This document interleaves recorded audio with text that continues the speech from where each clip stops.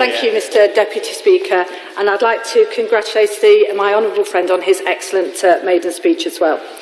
I would like to thank the House for allowing me this opportunity to deliver my maiden speech during what is such an important debate given my training and development background. It really is an honour and a privilege to speak in the House as a Member of Parliament for Derby North. Yeah. First of all, I'd like to thank my predecessor, Chris Williamson.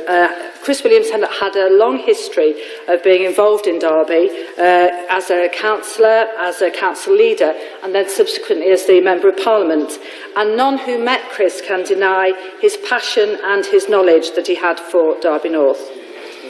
Mr Deputy Speaker, for me winning on May the 7th was a tremendous victory with a very respectable majority of 41 votes. And I'm honoured to be elected to serve the people of Derby North, the only seat to change hands in the East Midlands.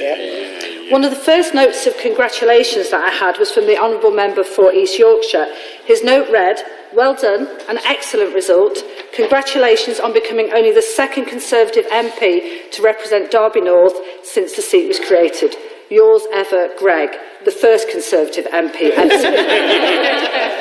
Mr Speaker, I was delighted to be the second Conservative MP for Derby North, the first female MP for Derby North, and the first Conservative MP for Derby North in 18 years in what has otherwise been a Labour-held seat. Winning by 41 was a little tense, I have to admit, but the House can rest assured that I plan to double this in 2020. I want to note the amazing work that my team did throughout the campaign and the years of hard work leading up to it. Throughout the day, when they came back exhausted, and I asked them to go out one more time, and they did. And then throughout the very long night and morning, standing firm in their resolve of 4 counts to secure a Conservative win.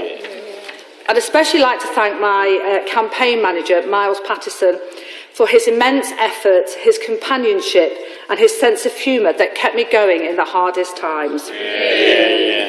Whilst victory was hoped for, it certainly wasn't a given, but increasingly we were getting a consistent positive message on the doorstep. People believed that we needed to have a Conservative government to ensure the country continued to survive. And it was genuine concern that we would take a step back if Labour won. As has been said many times, we are a nation of aspiration, and nowhere was that shown more in Derby North.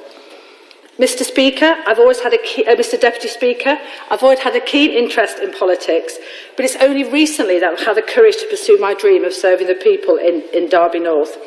And now, as I stand here among so many great people who I've admired of all political persuasions for so long, I feel very humbled. I'm also a little scared, as I know my brother will be having me streamed live into his office, delighted by my success.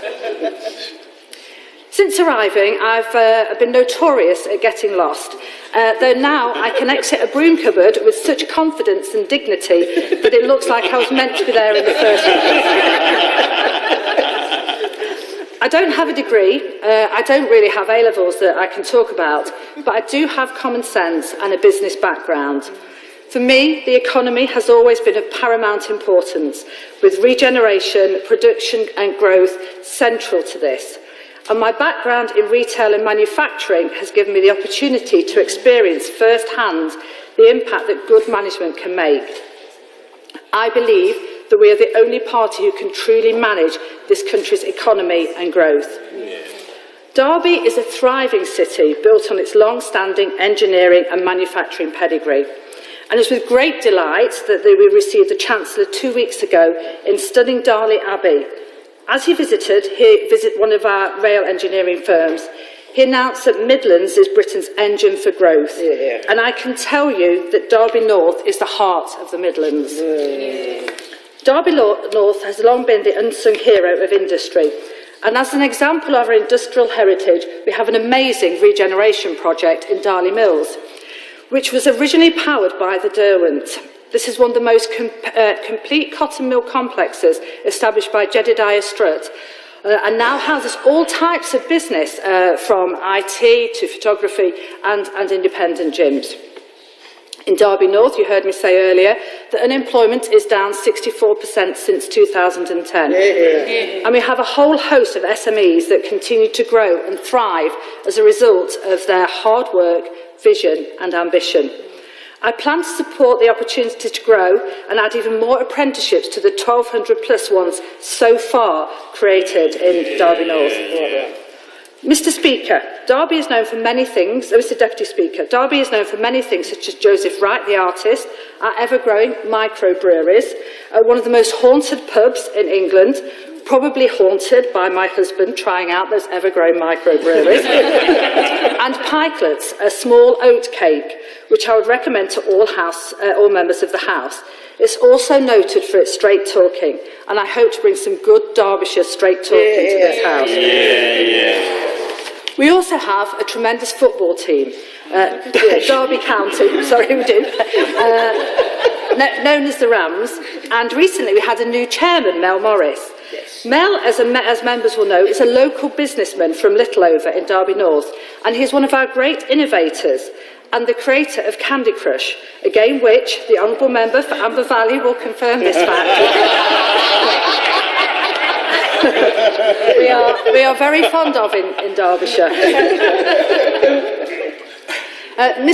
Mr. Deputy Speaker, I've also known how important community is, and having worked for Help the Aged, now Age UK, I'm even more convinced that we must be supporting elderly people across the country to live with dignity.